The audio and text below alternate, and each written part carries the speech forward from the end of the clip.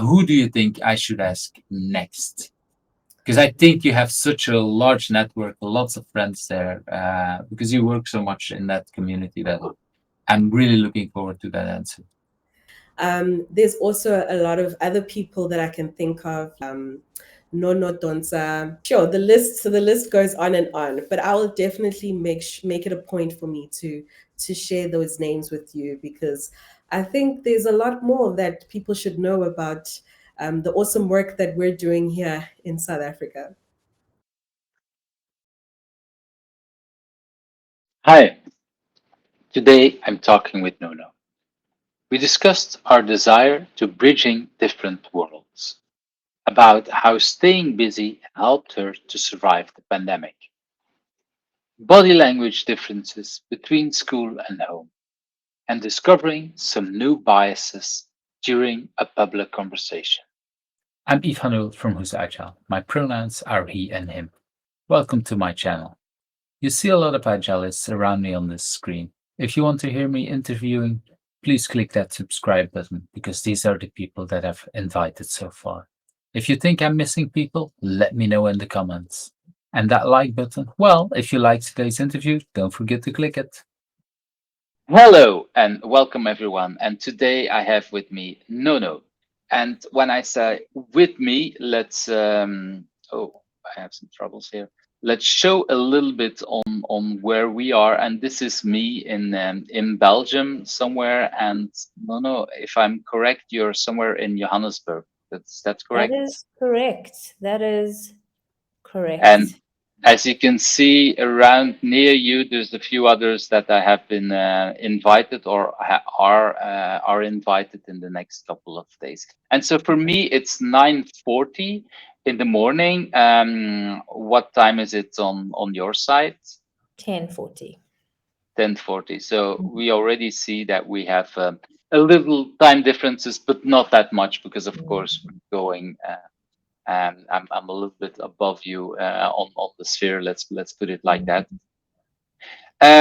So before we jump into everything, Nono, tell us a little bit what you want people to know about you. Hmm. Well, as you've already alluded, or being explicit, I'm from South Africa. Um, what do I want people to know about me? Well, I'm involved in the agile industry. I'm not going to go into a biography in terms of what I've achieved or have not achieved, but I will say this. Something that I did find within the industry was that we can actually talk about culture and diversity within the agile umbrella. So that was quite intriguing for me, especially because in our country, we have such a diverse country. We've got about 11 official languages. And so, yeah, I suppose people, in short, agile fits. Wow. Okay, that's agile fits. That's a nice introduction on you. Well, let's jump into that question, that first question. What is something that people usually don't know about you, but has influenced you in who you are? Hmm. People don't know that I'm a daddy's girl.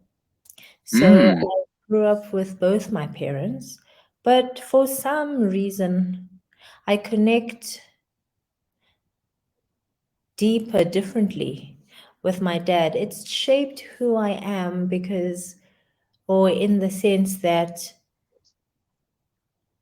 I see more to men than what people tend to put out there. So let me explain.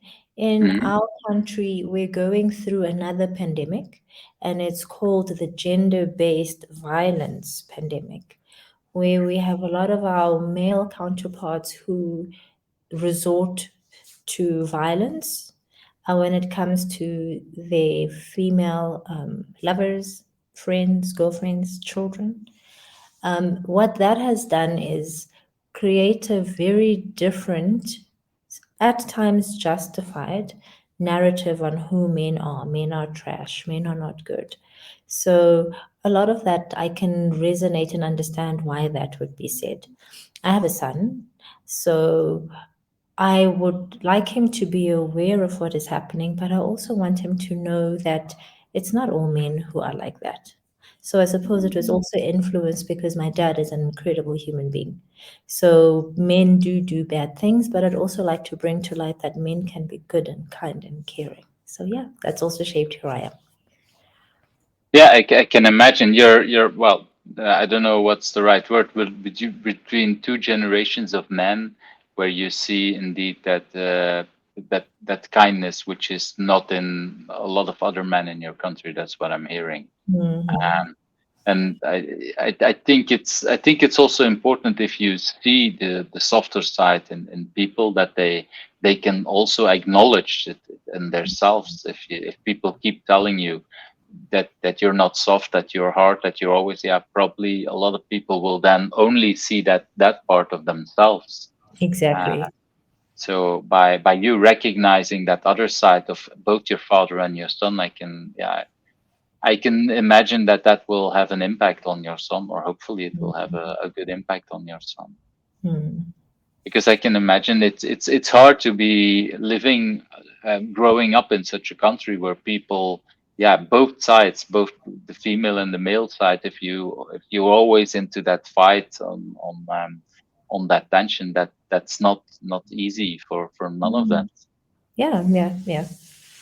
Not surprised to call that a pandemic as well. It's indeed a very, yeah, it's hard to control it. It's a lot harder. There is no antidote to that except the kindness that you show. Exactly. Let's move to that second question. That if you had not been doing what you've been doing now, do you know what yeah would have become of you? I think that's an interesting question. Not too long ago, someone asked, um, "Why are you still working? It's late, you know." And I said, my kids were asleep. My husband was busy doing his own thing, and I said, "You know, I'm lucky because I prayed and I said, you know, Lord, I want to do A, give me a lot of money so that I can lie on a beach and do nothing and just sip on some cocktails. If that doesn't happen, can I find a job that I really, really love so that it doesn't feel like work, like meeting with you here?" So coming into this industry happened preparation, perchance, meeting the right people at the right time.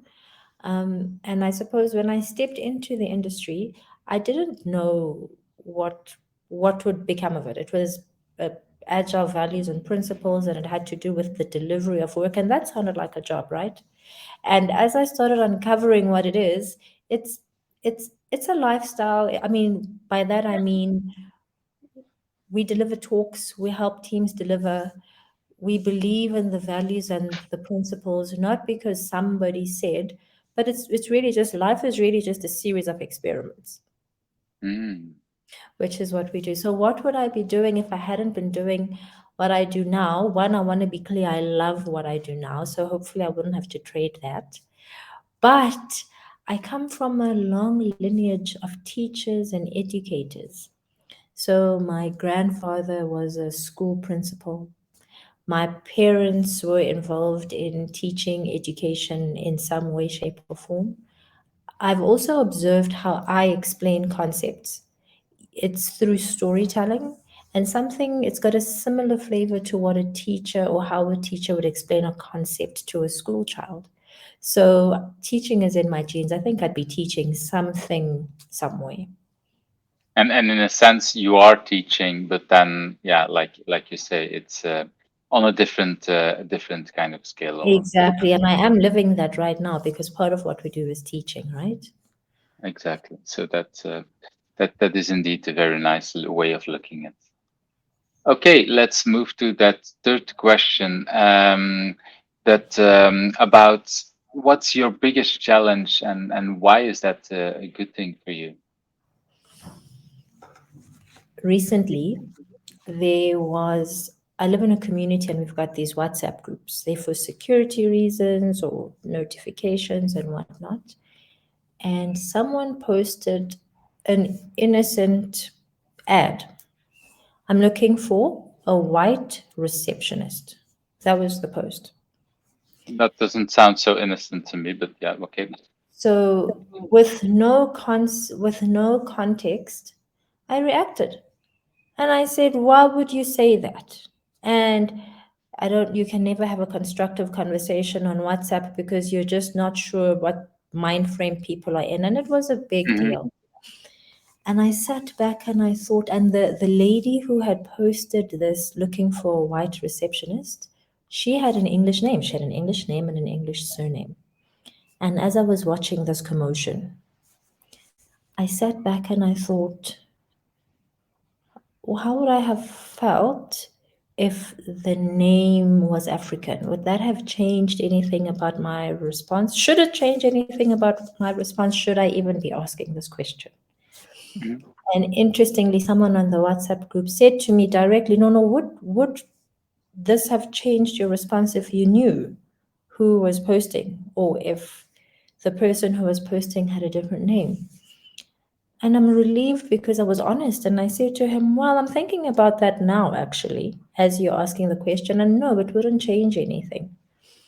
And Hmm. then I said, it wouldn't change anything because one, context matters, and two, words matter. So we went into a whole debate, but ads do get put out and they're not necessarily looking for a white woman, they're looking for a black woman. So why would that not be a trigger for me? And we went into the whole debate around the context that we jointly as a country have around an ad that has to do with a black woman versus an ad that might have to do with a white woman. So ads that are or employment equity specific ads, a lot of context has been built around those. So when you see it, you can almost draw on the context that we've all built around that. So when I saw this one, I made up my own context. Hmm. Long story short, what was interesting about that conversation was a few things. One, in the community group that I am in, we have learned, don't always get it right, but we've learned to have very tough conversations, but respectfully. We don't always feel the respect, and when you don't feel the respect, somehow we've managed to restrain ourselves from commenting because you can Hmm. feel that you're triggered and you're not feeling respectful and you just want to get your word out there. So I was grateful that there was that grace around the community. That's the one. I think it speaks to what we as a community, by community I mean where I live, it speaks to what we're trying to do. We're recognizing where our country is at, and we're recognizing our history as a country, and it has by no means been repaired and it can never be repaired. But we are having conversations around, well, these are the tough things we're going to have to talk about. And how do we want to be when we have those conversations?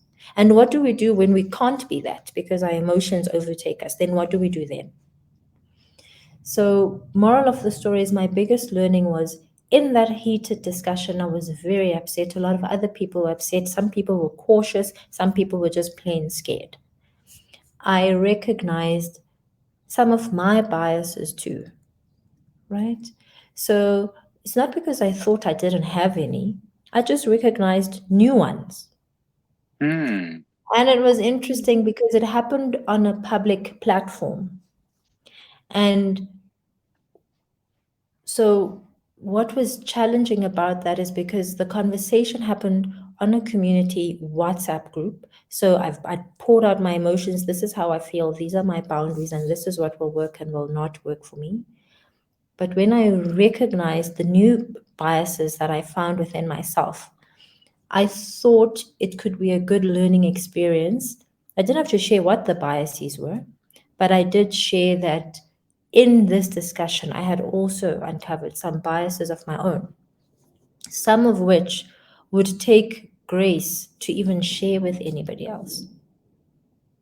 So that was an interesting challenge. It was quite a public challenge, and it could have gone badly really, really quickly because it was a public platform. But kudos to my community as well because it was a tough conversation, and I could almost feel the restraint even though people were typing.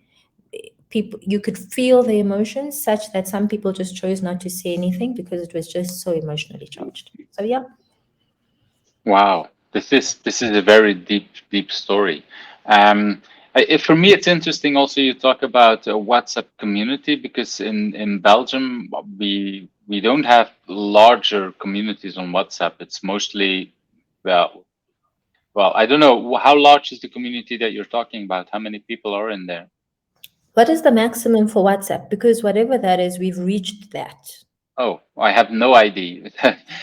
So that would be something to figure out, and I'll put it in the show notes. I've never reached that, so that's already something where we see that there is a difference. So for us, it's usually a couple of friends, and maybe at work a dozen people or something like that. So for me, it doesn't feel like a public place. It always feels very private. So it's interesting to see that people are using the same platforms completely different in different languages, different Countries. countries. So that's really interesting to see how things are going there. So Mm, it's nice to learn that as well. mm. Um, but that means indeed that you're there with people who basically have your phone number, and at the same time you don't know who they are. So that feels very public to have these kind of heated conversations. It's Um, interesting you mentioned phone number because the lady who posted that chat, obviously, if she's going to post the chat, her number's there. And because we were having such a robust discussion, she didn't know me, I didn't know her, but I thought it was that important that I used her phone number to phone her, mm, have the mm. discussion that this is what you've started. This is how I've reacted. Could we do something to turn this into a teaching moment? Wow. And she agreed on that? She Did that did. work out? She did. What was she shared some personal experiences as well. She's got an English name and an English surname, but she's actually not English. And she said it's interesting because every time she uses her name and surname and her face is not attached to the name and surname, she's experienced things differently based on how people imagine and interpret her to be. Mm. So that was quite interesting. Wow, that's even more powerful. Yeah, so it's very easy how people react to faces, names, and things like that, but we usually don't think about it. So that's a very nice story to think and to yeah to see what happens with what we're doing. So the next question: what drives you? Because you've already shared a very deep and passionate story. So for me, that shows that there is a lot of drive in you, that there is a lot of passion there. So do you know where that comes from?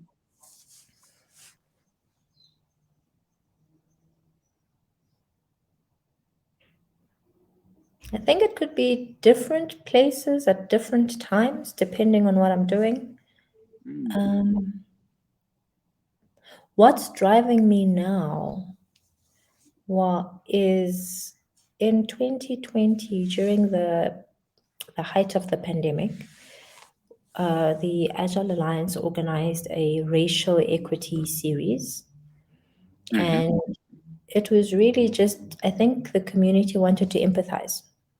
So the one group wanted to be there and to hear, and the other group wanted to be heard, and the other group was just curious. Like, I don't want to hear, I don't want to be heard. I'm just like, what is going on? And when I attended the series, I heard a lot of stories from people, and I saw a lot of people trying to empathize, and I still felt it's not coming together. So people are being heard, people are empathizing, people are being heard, but what now? mm-hmm, So at that time, one of my mentors and I and a couple of my colleagues started a movement called the New African Voices. And to be specific, some of the things that we heard a lot. We heard it was also the racial equity series was triggered by the Me Too movement, Black Lives Matter movement. A lot was happening during that time. So we heard a lot of those stories as well. We told some of those stories as well. And we heard a lot about, we wanted to know and respect the stories, but make a difference where we have influence. Mm. That was the coming together.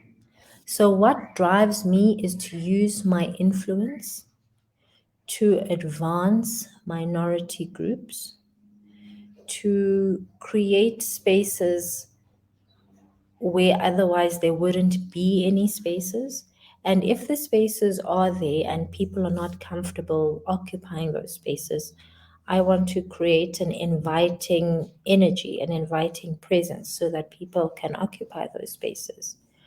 I have two kids, so I'm also fiercely, like a mom, driven by equality. So my mission now, now that I'm a mom, is to make all spaces safe and accessible for everybody because I recognize that my kids are going to come right up behind me. And that battle needs to be very advanced by the time they get there. So you want the world to be, yeah, better for your children in a sense. I want the And world I want the world to be better for people now so mhm, that by the time my children get here, making the world a better place is not a noble thing that you do when you want to be kind. It's just what people do. I mhm, want cruelty and equality to be frowned upon. If someone sees something cruel, by the time my kids come up, if that happens, the majority of people need to say something. I saw a poster, it said, if you see something, say something, mhm. right? It's a poster because people are not doing it. People see something and then think, sure, and they keep moving, right? So the poster was created so that when you do see something, you actually say something. So my point is, by the time my kids get to an age where they create their own posters, that poster shouldn't be a thing anymore because it just should be the norm. I like that. I'm trying to come up with the right words. A friend of mine, Jim McCarthy, said something like, "Yeah, if I don't come up with the right words, but it's something like if you see something and you ignore it, you basically say it's all right when it happens."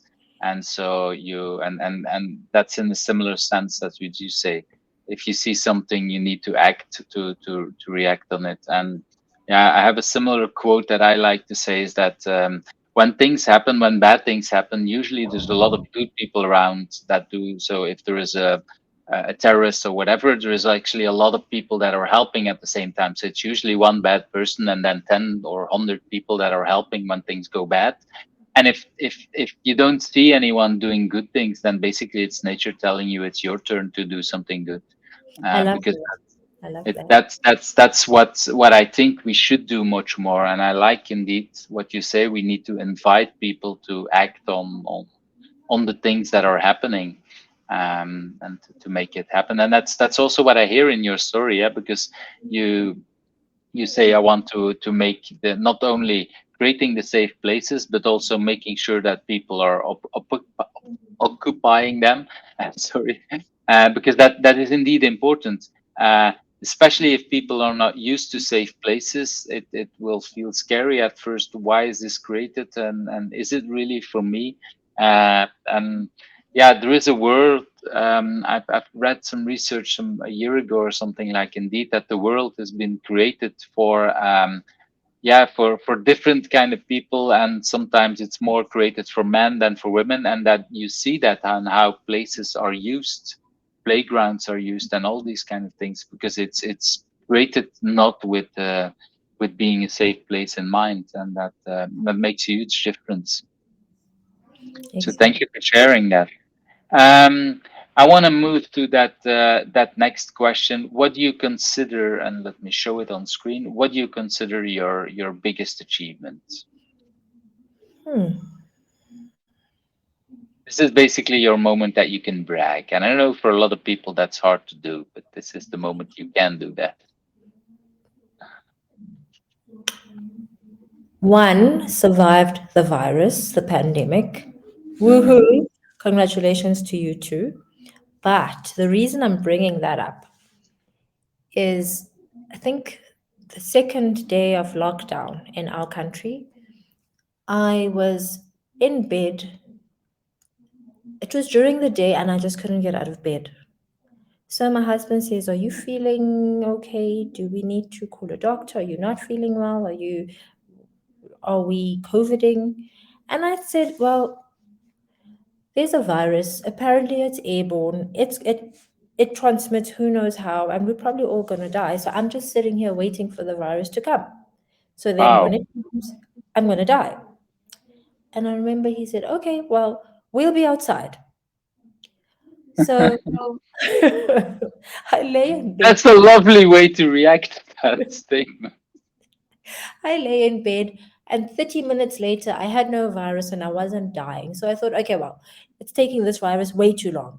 So I got out of bed and I went online and I found I wanted to know how were people coping because I was in my bed for 30 minutes waiting for the virus to come and kill me. It didn't arrive. I got irritated. It was taking too long. So, what is the rest of the world doing? Um, and I found a lot of communities. A lot of people had started. I wasn't one of the first people who couldn't work from the office and therefore downloaded Zoom. No, I couldn't work from the office, and then I needed a moment to just understand. By Mm. the time I got back onto my computer, people were talking about Teams and Zoom and Skype and all sorts of apps that people had started using. That was very inspiring for me. So I made a decision. The decision was out of my control. If I die from COVID, then I die from COVID, as with a lot of people who've lost their lives. But if Mm. I don't die from COVID, I don't want to just survive it. I want to come out on the other side, fists swinging. That's Mm. when one of my mentors, Angie, introduced me to David Spinks. And David was his world tour, if I can call it that, together with Claudio, was cut short. He was touring the world, just talking to random people, different countries about agile, and they wanted to put a book together. And he invited me to be a part of that. And my biggest achievement was featuring on his book during the Mm. pandemic. So I didn't sit in my, well, I did sit in my room when COVID decided not to come in that 30-minute window that I had given it. This happened. So Wow. I It's, did come out on the other side first swinging. So that is my biggest achievement in the context of what did I do during COVID. it's there's so many things going in my mind about the moment that well, your reaction, I think a lot of people had that, and the reaction of your husband is really just wonderful. Okay, well, you sit there and wait for it to come. I'll just go outside and play. So that's already wonderful. I can imagine it can bring a lot of emotions to you as well, because I can imagine if that happens that you're like, what, why are you ignoring it? But and then just giving yourself 30 minutes to die and for the virus to attack you, it's also very interesting that you say, okay, you just get 30 after you get bored after 30 minutes. Why am I not dead yet? Which is interesting in on itself. Um, but then the rebounds so quickly also. I mean, just 30 minutes is very quick to get back on your feet and say, okay, let's take some action, and let's if I die, I die. And then everything that went after that. So it's a wonderful story. It's a wonderful story to share, and with a very nice outcome indeed. Okay, let's move to that next question. Do you have a personal agility tip to share? I'm a mom of two with a busy husband and a busy job. Some things I almost want to say can be automated. So here's what my mornings look like. I get up and I go to the gym. And after that, my husband goes to the gym and then we get the kids ready. We have a board in our kitchen. So after everybody's dressed and teeth are brushed and everyone's had breakfast, we have a board and everybody knows what they are responsible for. Mm. As a mom, it reduces my need to remind and chase and follow up and confirm and double confirm. So we all stand in front of our board, and one of the key decisions that need to get made daily in this family alignment meeting is who's picking up the kids. Mm. But before we can answer that, it really depends on what activities and extramurals the kids have. So, as a team, if my son has put up his extramurals on the board, then my husband and I can decide who's picking him up. And for my daughter, if she's remembered to put up her ballet lessons on the board, it's clear to see. So, for me, personal agility is as a family, we make our day visible to each other so that we know who needs to be where. My kids are 7 and 3. So my 7-year old is pretty good. He's writing, he's reading, so he's able to arrange and organize himself as well. My daughter, not so much, but what I love is the questions that I'm hearing from her. So she doesn't write her own extramurals, and she doesn't paste them on the board at all. But she asks questions like, where are you at this time? Who's picking me up? What does that does do I have to wait before I will be picked up? So in a nutshell, my personal agility story is making my life or my day visible to my family and vice versa so that we can make some key decisions around the day. Wow, this is a lovely story. Yeah, we've used some similar things when the children were younger, but not when, yeah, not at an age of 3. And that this is wonderful because indeed, if a child at 3 can already think about these kind of questions, and they, well, I think they always think about these kind of questions, but they don't have a method, or they don't have anything to discuss it and to bring it up either, and reacting, or being, yeah, asking it at the wrong moment, and you creating such a place for having that conversation to align with your family really helps on these kind of Mm, things. I think it's really wonderful to have that kind of things. So, and then indeed you see that even 3-year-olds can bring up these kind of things and can make it visible in their way. Like you say, she mm, doesn't write it, but she asks a question that makes you remind, oh yes, indeed, she this is whatever, it's Wednesday, so maybe it's this is ballet for her, and things like that. So that exactly. makes it really interesting. Okay, we already talked a little bit about going remote. So do you have anything that you've learned by going remote? The world is a small, small place. Mm, Before COVID, Belgium, Eve, it felt that we would need to, I don't know, talk after a conference for 15 minutes before you catch your flight back. Me back to SA, you back to Belgium. Um, it's I have access to people. I mean, sure, we had Skype, but for some reason we weren't Skyping or chatting or connecting as much. So working remotely has definitely made the world a lot smaller. What is interesting is that even though we are connecting remotely, the person you're connecting with brings their cultural nuances with them. mm, So I've been exposed to a multitude of cultures. I didn't know what it was at first. I didn't have to, I probably knew, but I didn't think about it. I was anticipating a man from this country and we were going to have a discussion. That's about as much thought as I'd given it. The more we've worked remotely, the more I'm starting to feel. Even in when I talk, some people will encourage me to talk by saying mm-hmm, mm-hmm, mm-hmm. And in some cultures, people just sit still, and I'm thinking, are you frozen? So yeah, the world has become very, very small, and the cultural influx is a lot. So people need to stay woke. mm.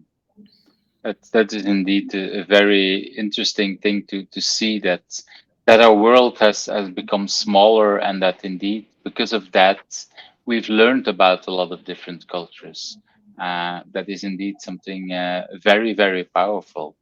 um, Mm. I was, yeah, well, here we didn't have any discussions, probably because it's in the morning, but I had some discussions with people from Johannesburg, or at least from South Africa, where there were we had to take care of the time because of, what is it called, the electricity that is shutting down for Load an hour. shedding.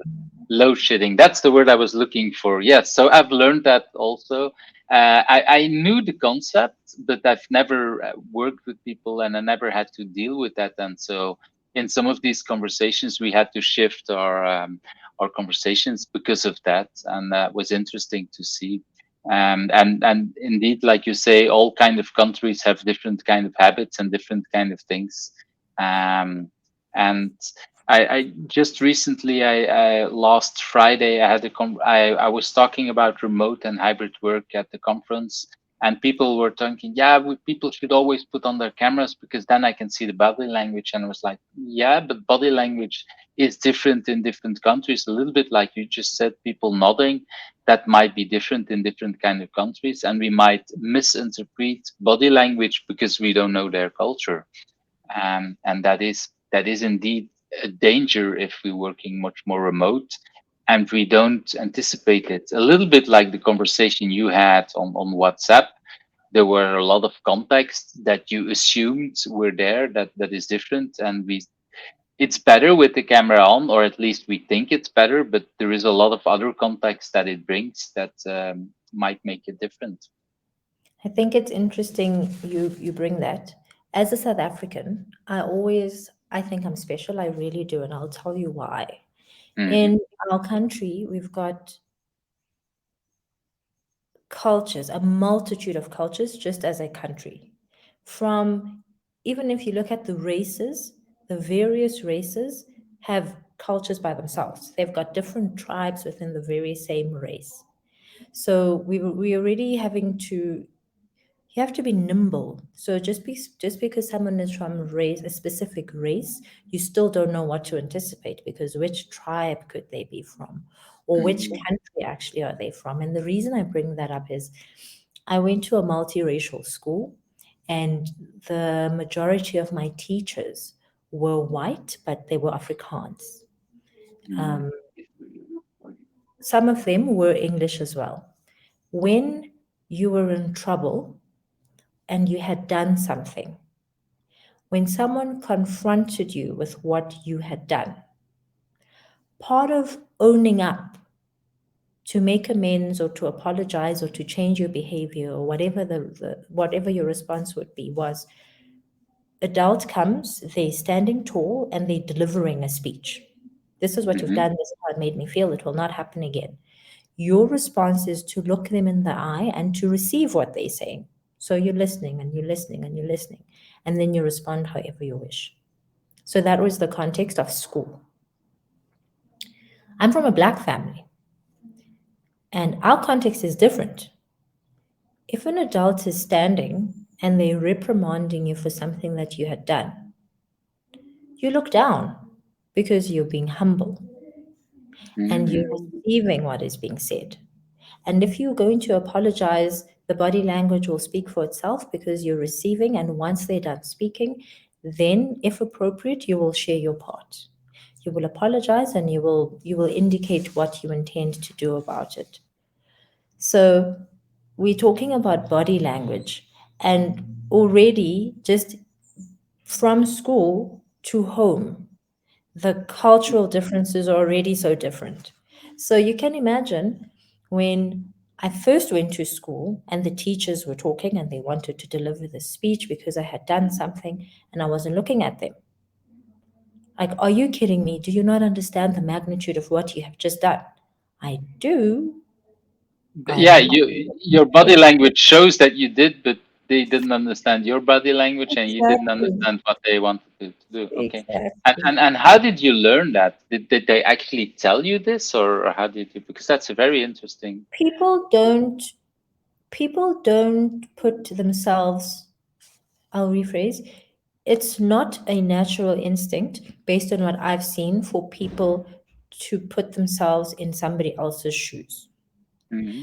So someone's got this thing that they want to deliver and they immediately become frustrated.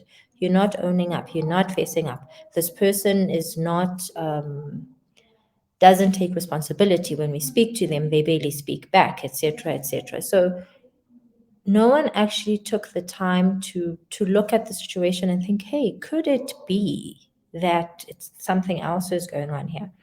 So based on the feedback that you're receiving, you can hear this person wants you to look at them. So it's trial and error. So you're going to look, but is it safe to look?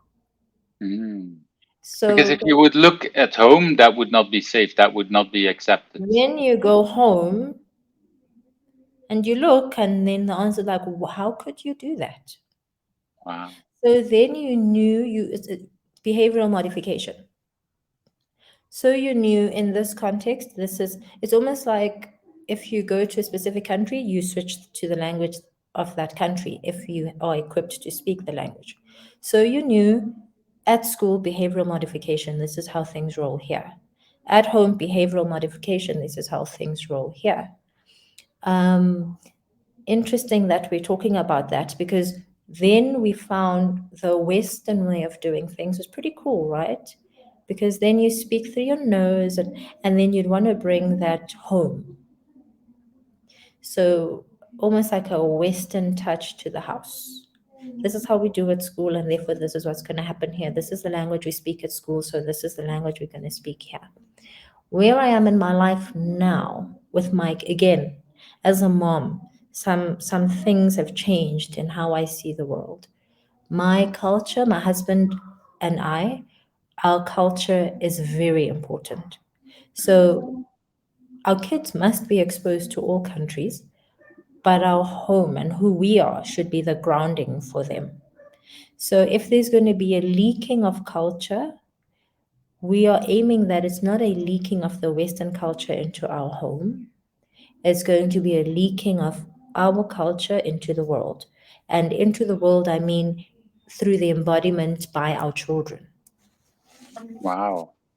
So you actually, yeah, yeah, again, multiple parts of this story is really wonderful because indeed, what you just explained about how it's working at school, that you learn by doing that and by learning and interacting, it, it shows so much about how people can learn from different cultures even at a very young age, and how that can impact you, because I can definitely see that, yeah, this is hard to adapt to a certain culture. And if you learn that at a very young age, oh, I have to behave differently at school and at home. And I think we all do at some context, but this is really about different kind of body language. So it's much deeper than what I think I did. At least I don't see these kind of differences. That also means that you have a deeper understanding about cultures, and that makes it. And then indeed bringing that, I can imagine that as a teenager you want to go back to your family of origin and say, well, let's learn some things of these things at school.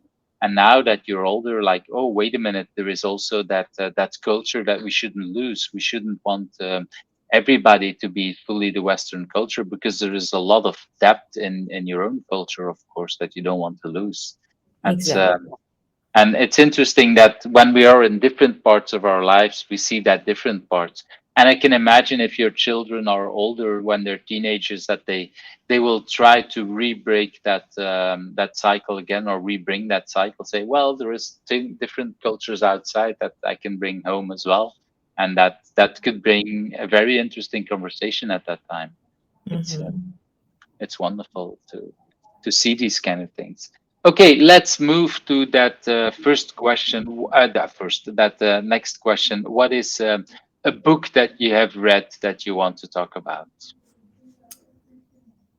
I bought two, but Hmm. they tie into one another. And I think we've been talking about a lot of the stuff that uh, I want to talk about. The one is betting on a darkie. Now, darkie, I if want I to also show it on the screen, because when you show it, The image is Yes, getting reflected. So this is betting on darkie, right? yes, yes. So if I were to use my South African accent, it's actually betting on a darkie. That's how you say it. Mm, It's by a gentleman, Baba Nteto Nyati. I bought it. I bought it because of the title. I wasn't sure what to expect inside, and I also bought it because of the man behind the title. mm, In the book, Baba Mteto is from a rural village. It's a town in the Eastern Cape. It's almost like a state. And I connected with his introduction because he was a young boy. He grew up in the rural Eastern Cape. Eastern Cape is a region in South Africa.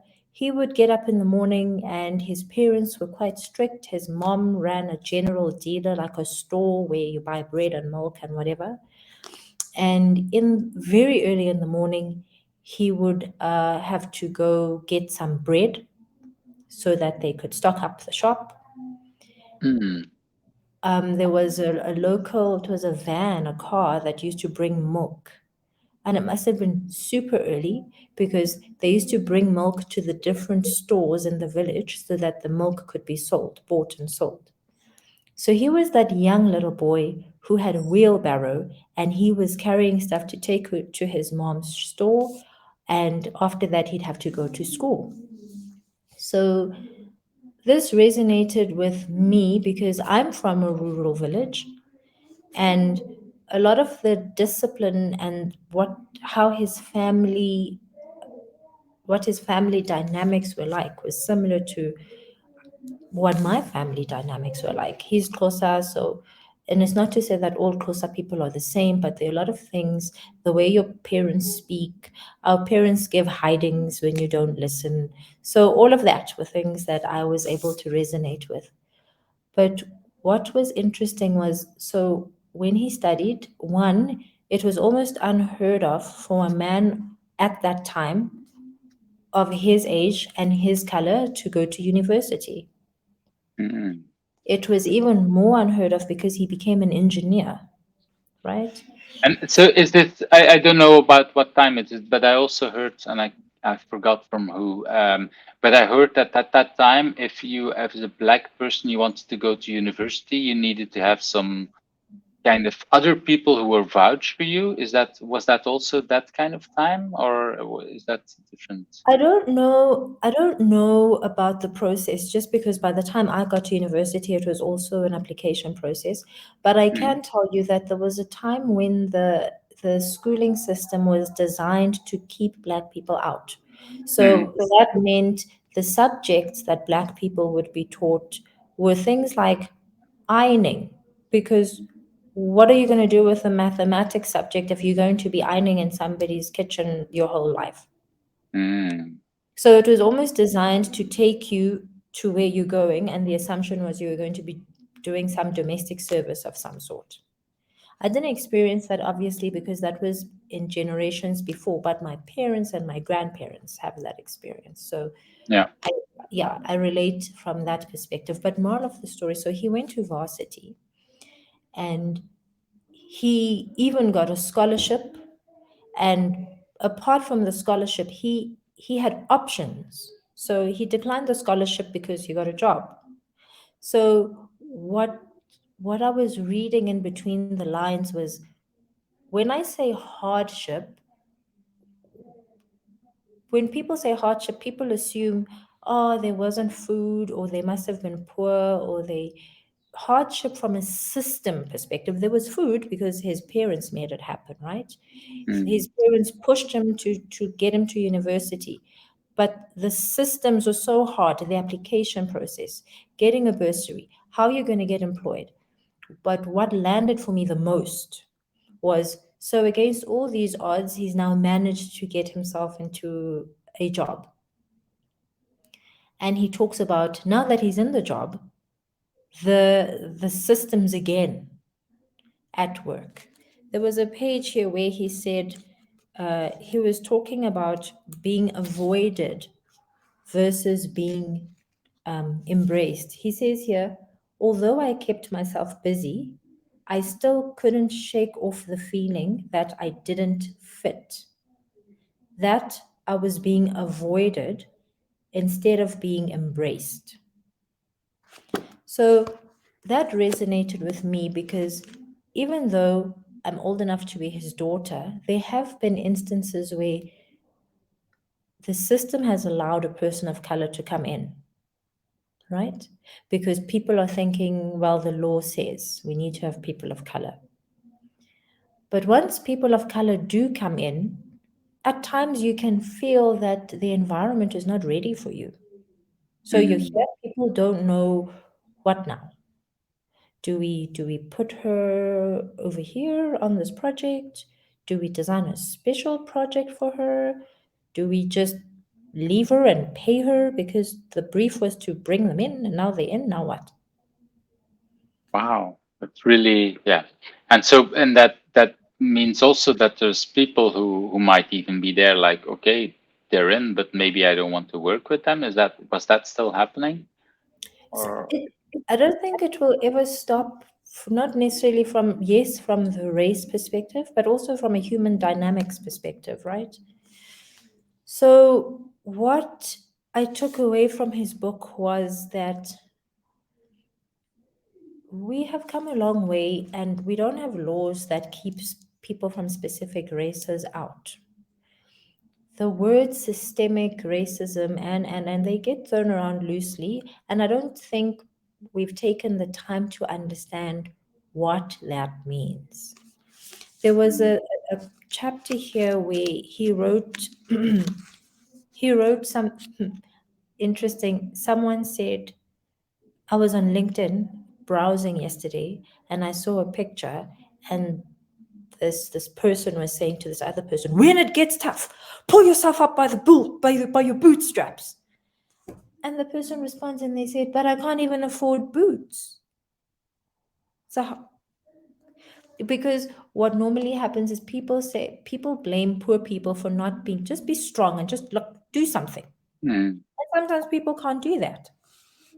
So what I read and what resonated for me was he spoke about the demise of self-worth. What happens when you get to an environment where you know you've got what it takes? What happens to your self-worth when there are consistent things that just want to push you out? And he summed it up and he said that for him, in that particular context, what he saw was that the apartheid evils, which is what we had, so a combination of that, a combination of the demoralizing effects of racism and injustice, when you just keep watching this happen over and over and over again, your dashed hopes, things that you wanted to achieve but couldn't achieve because you didn't have the money, you didn't know the right people, you didn't apply on time because you didn't have the knowledge, plus unfulfilled promises. So he says it was just it's a combination of all those things that can demoralize someone.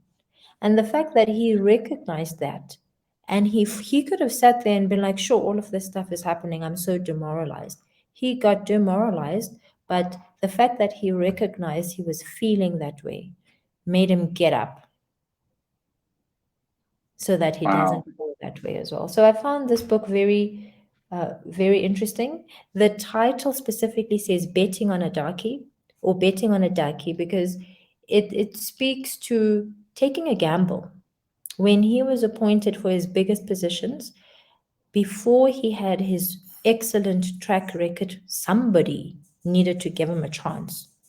Mm. So, and he says the only advice that he got given by his superiors when they put him there on that stage for the first time was don't mess up. Because we're betting on you, and so it's our heads also that will go if if we make the wrong choice. Yeah, Which so I puts a found lot of pressure, of course, on these first people who are getting into these positions, of course. So I found the story, uh, I found it very brave, very courageous. Well, thanks for sharing. And you wanted to talk also about that other book Yes, I did. where and I think that's the book where you were featured in. So that's the Adapting I Agile Across I Borders. did, but less so about myself, but more about the diversity. The I think for anybody, you asked me about working remotely. Mm, For and post COVID, a lot of people are working with remote teams and people from across different countries and and all over the world. So what is in this book, forget the me that is in here, is really the the richness. Okay, so let me put it this way. If you're going to be working with remote teams, there isn't the expectation that you will know about all the cultures that are within your team, because that's going to take time, right? The mm, expectation, and this is just me saying this, not the authors, the expectation is you at least need to be curious about the cultures and approach whatever happens with curiosity. What is that? Why did that happen? What does that mean for you in your context? And then you also need to be woke. You can't assume it's no longer the time where you say leave your personal feelings at home. This is the office. People come to work with their whole selves, right? So you need to be woke and you need to want to pick up those differences, because the book specifically speaks of it's adopting agile across borders. One of the interesting things one of the contributors shares was they were in Japan, I think it is, and they wanted to do a retrospective about mad, sad, or glad. And the Japanese culture is not necessarily one to complain, right? So, do you think that mm. that retrospective would work in that specific context? Yeah, I doubt it will work out. You need to at least have a lot of introductions and share and create that safe space to make it work. But that won't work at first glance, of course. That's definitely is a problem. So, do you see that if you're not intentional and you just walk in there thinking you're going to be running this retrospective, how, from a cultural perspective, that might not be a good thing to do, or at least that format might not be a good thing to. Yeah, that's definitely. I think, but that I think a lot with a lot of retrospectives. People have the tendency these days to say, "Okay, let's make it fun, and then it will work." Well, it's not that easy, and it's not about the fun. It's about making sure that indeed there is a safe space that we can share the different things that we want to talk about. Um, it's and I think the story from Japan. The book was also discussed. I think within the I think it is within Kenji Hiranabe that is from Japan. I think the story that you just shared is his story. I'm not sure, but I know that he talked about the book as well. So it's indeed a wonderful book that many people have already talked about. Well, it's on my list. I haven't read it, but that's the disadvantage of doing such a series. I get new books that I should read every time. But both of them, they look really wonderful because indeed it's about learning. Both for me are about learning new cultures and about what it is to grow up in such a culture. The first one, and this one about, okay, if you now want to do the work that I'm doing or that we're doing, agile work, how does that work across the globe? That's wonderful for sharing. And yeah, I think it's great that they had the idea to make that book because Mm. it's something indeed that we see a lot. Mhm. Okay, I want to move to that next question. That if the is there any question that I didn't ask that I should ask? Is there something that you want to talk about? Some question that you feel, oh, this is something you left out? Mm.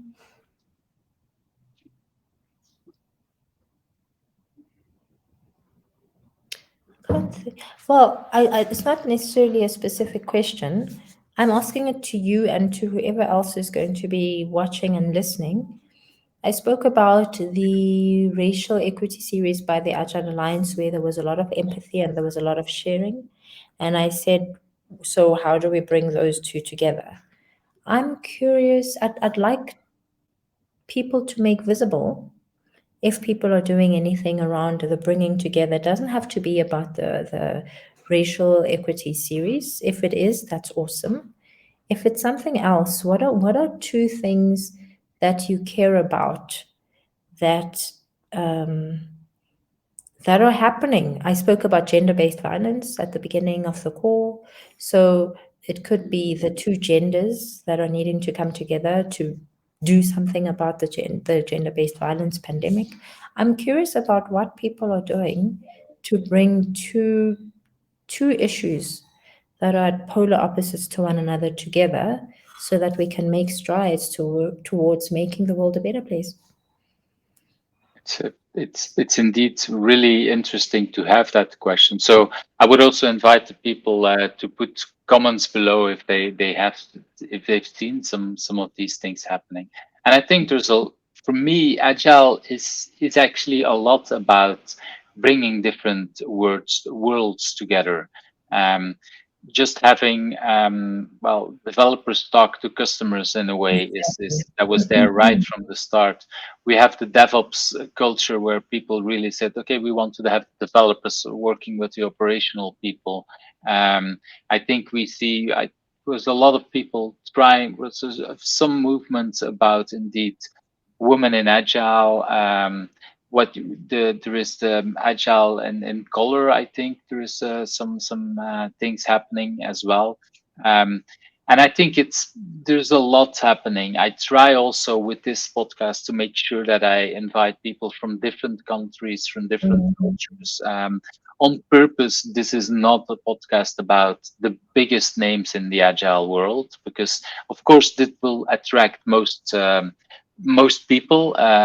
If I have all the big names, that's of course what will make more hits on YouTube. But that's not the goal. The goal is to show people that are living all around the world with different kind of cultures. And yes, so the big agile names are part from it because there's a lot that we can learn from that. But then it's just also about, for me, what I would call the upcoming names and the people that are just working in a team and are just known in a small little place. But that, yeah, will giving them a voice is for me also important to yeah, to make sure that we learn about new cultures and that we learn about how different things are done. Uh, Exactly. because the way things were done 10, 20 years ago in agile is relevant at some points, but that's for other points is totally not relevant anymore. The software that we're creating, the way well, just the way we deploy software. Before, when agile started, it was just the beginning of the internet and everything was still distributed on disks, either floppy disks or CDs. These days, my children, if they think about installing software, it's always from the internet or it's from an app store, but it's completely in a different way. So also that is bringing back the cultures from different kind of ages, I would say, because my parents and your parents have to use the same kind of computers as my children are using, and they need to both need to understand that in a different way. So there's a lot of parallels that we can or we should bring. So that's a very powerful question. And do you have an answer? What are your focusing? I am. You mentioned Agile in Color. So that was one of the groups that was formed in response to the racial equity series. So what we're doing, well, there are lots of initiatives under the Agile in Color banner. One of the initiatives is Tell Your Story.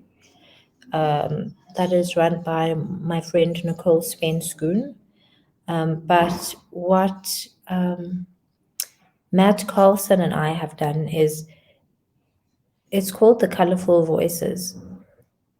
Let me take it a step back. Before I joined the Agile and Color Initiative, I wanted to do something at home, South Africa. That's when the New African Voices group was formed. We did some research And we all know that the conferences are filled with people we've seen before, Mm, maybe delivering different talks. The talks are valuable, and there's lots to be learned. We also know the power of diversity, so we wanted to harness that power. Why are we not seeing other people? Are we advertising? Are we targeting specific people when we advertise? Are we reaching different people, or are we reaching the same people? How do we invite other voices? So, in the research, and it was local, the research that we done, some of the responses that we received was people are interested, but nobody wants to make a fool of themselves at a conference. mm, So people would attend a conference if they had multiple rounds of practice, and practice almost like simulating a conference, having the same people who would attend the conference view their content before the conference. So people were looking for a stage on which to practice. So that's when New African Voices was formed. It's hibernating at the moment, but the driving force behind that was to be that practice ground. So we put out a call for speakers. We paired up some potential speakers with mentors who had spoken at conferences before. So then the two would work together. And when they were ready, we provided a safe space via Meetup, and we invited an audience, and they delivered the talk. At the end of the talk, there was feedback to the speaker, actionable feedback. So it wasn't, oh, it was nice. Oh, I felt good. Oh, I raised. It was specific questions in terms of the talk. And it was valuable because seeing someone you know do that, seeing a friend speak at a meetup could motivate the next person to speak at a meetup. And by having those safe spaces, we were almost creating a pool of potential speakers for a conference. So obviously we don't own the speakers, but they would have gone through New African Voices, and hopefully that would have the feedback together with the experience, together with some hard work and some courage, would propel them to then apply at a conference, and then hopefully we could start seeing some different people, different topics, different perspectives, and new insights to topics we've heard before. So that is the one thing that I wanted to do, to try bridge the world of we've been attending conferences all the time and we're experts and we know what we're talking about, which they do, and then bring in the we are not experts, but we've got a different view to the topics that the experts have been talking about. So how do we bring that together so we harness from each other's knowledge? yeah, I've had multiple ideas again.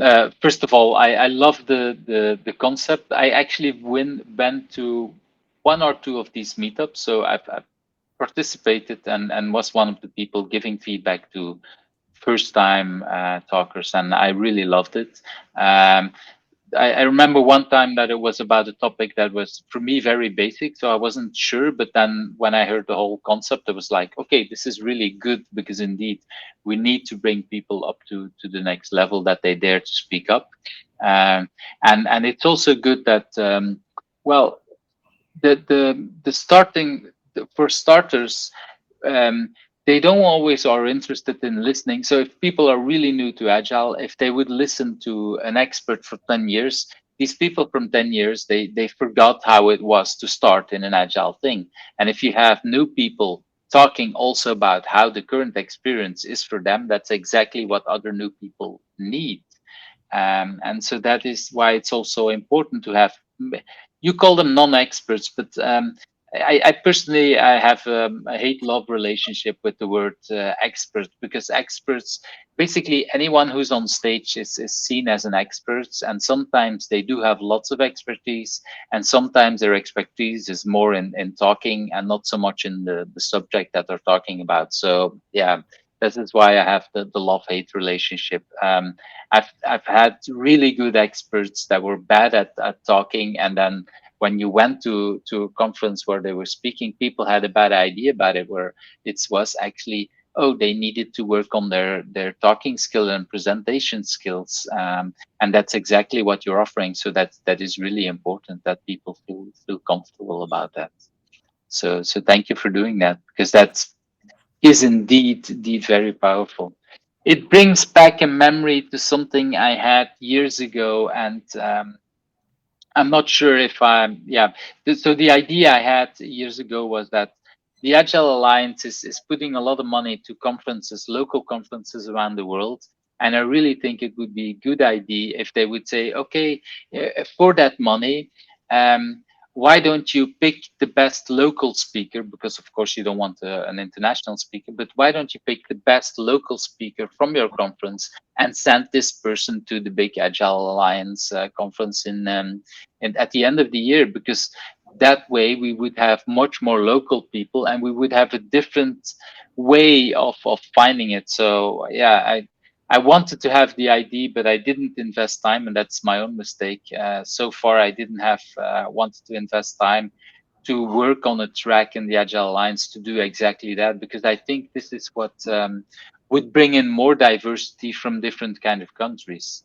That's an idea I had, and hearing you talk about it, I really need to look again at these priorities if that's something I could talk again to the Agile Alliance about, because I think it feels again that it's still needed. Mm. Okay, I want to move to that next question. That who do you want to invite next? Who should I ask next? That question excites me because she doesn't know. Her name is Joanna. She's from Poland. I think She, that's her, right? yes, that's Joanna. Love that woman. She's from Poland. We met during the pandemic. We were both on a course with scrum.org. She, we connected for a few reasons. One, we were both on a course and we both had young kids. So we were trying to focus and do kid stuff and be successful and not cry because we were tired at the same time. So it was good. So we connected on that level. Mm, Um, she she was the pandemic was a devastating time for everybody. I don't have it was devastating psychologically, and by that I mean for me personally, trying to survive the pandemic meant that I had to keep busy. If I wasn't busy, I was just restless. So mm, I had a lot on my plate. Not because anybody, it's stuff that I signed up for myself because I just needed to keep going, keep going, keep going, keep going. That was very stressful because it came with millions of deadlines. You put your hand up to help Eve with this, you put your hand up to help that person with that, you're going to organize that meetup, you're going to speak at this conference, you're going to sign up for that call. It was huge. So she did the same, interestingly.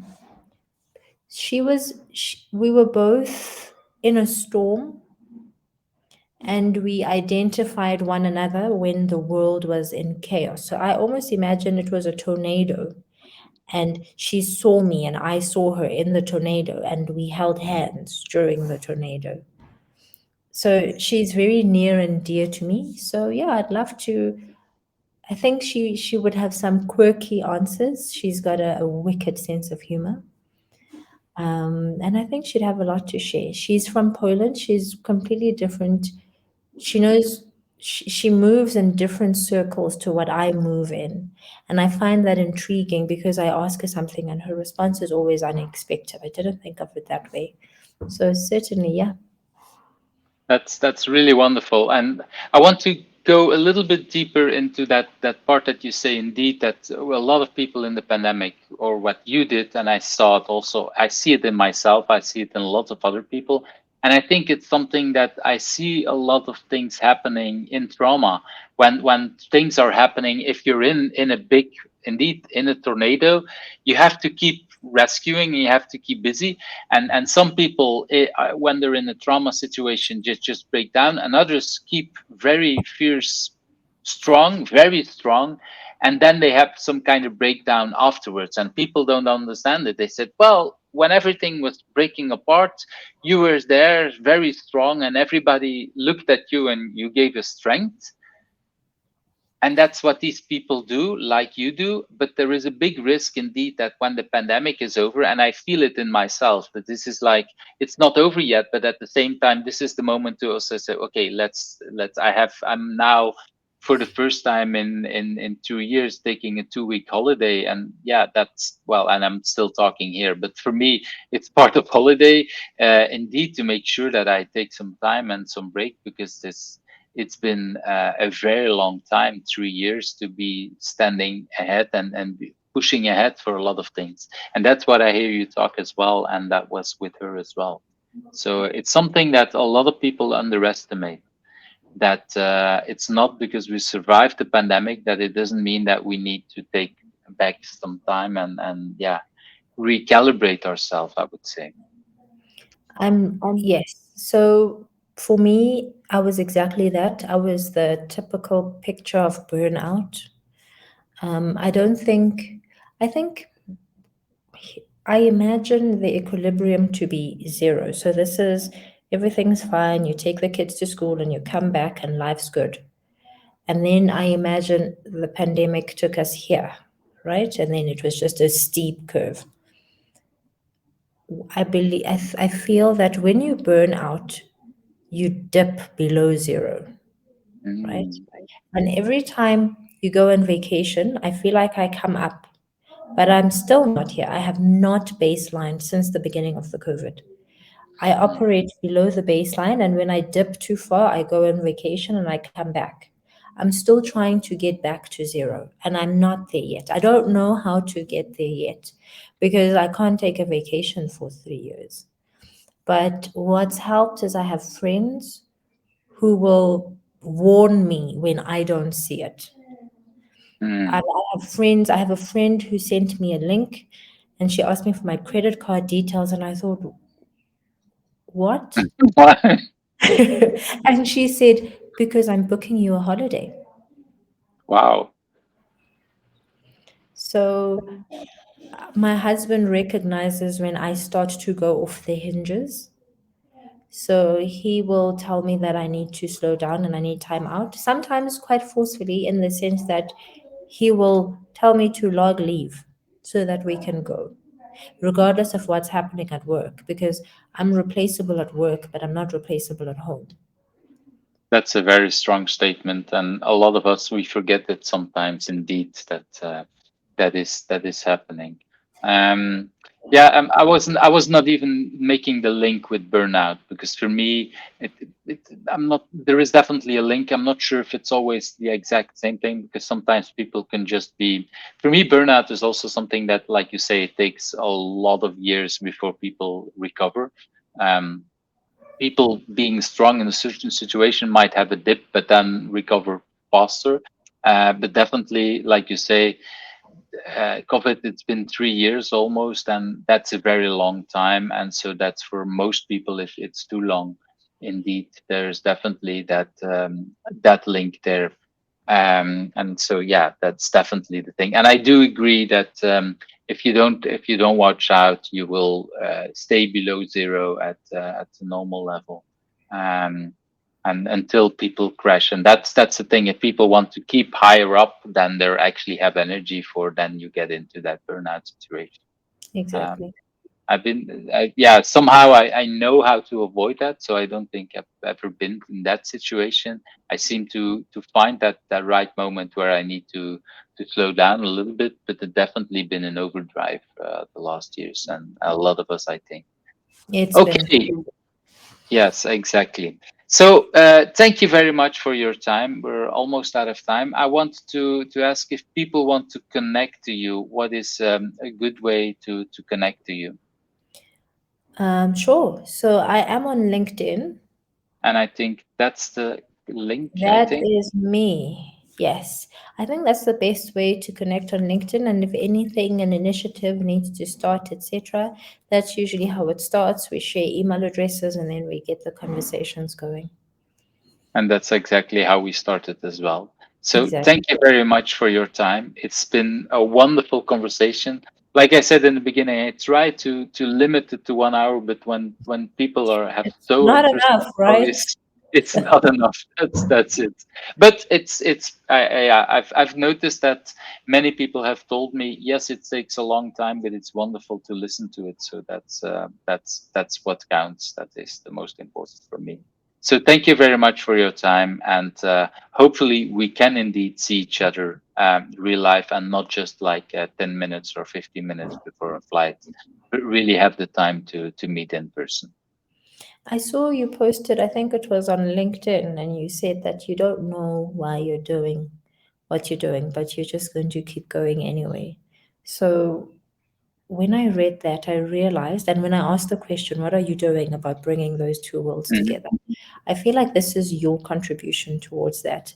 I'm not sure what the two worlds are that are needing to be brought together, but the podcasts and the interviews that you're doing, who is agile across the world, the fact that it's not a set group of people that you're inviting, but whoever is being agile, I think it's putting the spotlight on people who are doing good work, who might not necessarily have the platform to advertise themselves or to make themselves visible to other agilists. So I want to thank you for keeping on. I want to thank you for keeping the spirit of who is agile alive. I imagine it's a one-man show. You just said you've changed tools, you need to edit, you need, if I'm sitting here for an hour and a half and I think it's long and you've contacted 300 people, how many hours of your life are you spending in dedication to the community? So I just want to honor you for that and to say thank you.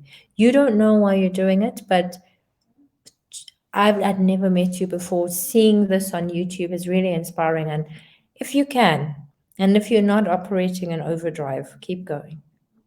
Thank you. Well, I do know indeed why I'm doing it, but the question was more like, okay, is it worthwhile?